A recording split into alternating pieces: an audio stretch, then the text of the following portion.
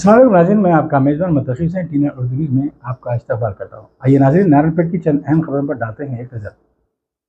नारायणपेट हज सोसाइटी की जानिब से आज आज़मीन हज के लिए टीका अंदाजी प्रोग्राम का इनेकाद अमल में लाया गया। इस प्रोग्राम की सदारत मोहम्मद अमीरुद्दीन एडवोकेट सदर हज सोसाइटी ने की, जबकि मुकामी MLA एस राजेंद्र रेड्डी ने इस प्रोग्राम में शिरकत की।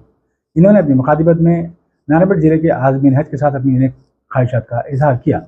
नारायणपेट हज सोसाइटी की जानिब से आज महकमे सेहत व ज़िले हॉस्पिटल के स्टाफ के ताउन से आज़मीन हज ज़िले नारायणपेट के पोलियो खुराक और टीका अंदाजी कैंप का उर्दू भवन में एहतमाम किया गया। इस मौके पर मुनक़िदा तक़रीब में मेहमान खुसूसी के तौर पर रुकन assembly mister S Rajendra Reddy, सदर नशीं बल्दिया श्रीमती अनसुया, सदर नशीं ज़राई मार्केट कमेटी श्रीमती ज्योति और district medical and health officer doctor Ram Mohan Rao और डॉक्टर शैलजा ने शिरकत की, जबकि जनाब ग़ियासुद्दीन क़ादरी सज्जादा नशीं ने सरपरस्ती की। इस मौके पर अपने खिताब में रुकन असम्बली राजेंद्र रेड्डी ने आज़मीन हज से नारायणपेट की तरक्की व खुशहाली और एकजहती के लिए दुआ की अपील की। इन्होंने कहा कि नारायणपेट को ज़िला बनाए जाने के बाद ये पहला मौका है कि जितने आज़मीन ने दरख्वास्तें दाखिल की थी, पूरे 47 आज़मीन बग़ैर खुराक के मुंतखब हो गए, जबकि नारायणपेट के लिए 67 का कोटा मख्तस किया गया था। जनाब अमीरुद्दीन एडवोकेट सदर सोसाइटी की नुमाइंदगी पर रुकन असम्बली ने उर्दू भवन की तोसी व तामीर के लिए मज़ीद फ़ंड देने का तयख़ुन दिया। इस इजलास में मेहमानान खुसूसी को तहनीत पेश करते हुए सोसाइटी के ज़िम्मेदारान ने तमाम शालपोशी की।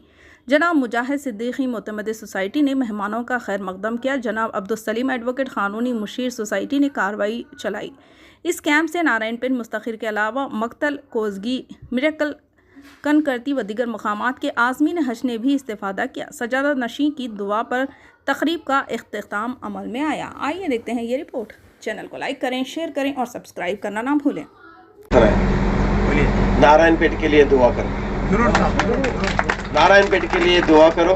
नारायणपेट और तरक्की होना चाहिए, और तरक्की होना चाहिए। और वो तरक्की होने के लिए मेन चीज़ जो है, हमारे को नारायणपेट ज़िले को पानी आना चाहिए। जो एग्रीकल्चर के लिए, जो पानी के लिए हम कोशिश कर रहे वो आएगा, बट उसके ऊपर वाले का भी दुआ चाहिए।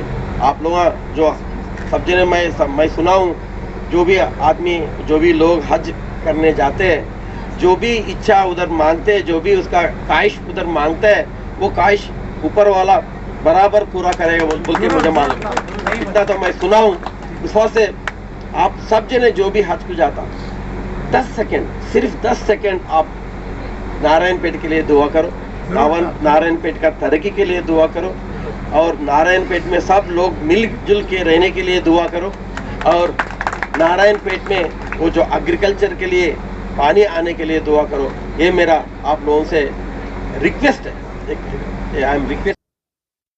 जिला SP नारायणपेट N वेंकटेश्वरी की दफ्तर उमा हारिथी ने UPSC इम्तहानात में मुल्क भर में तीसरा मकाम हासिल किया है।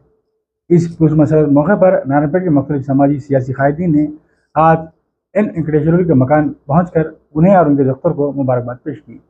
इसमें BJP पार्टी कायदीन भी शामिल थे। आइए नाज़रीन, डालते हैं इस पर एक नज़र।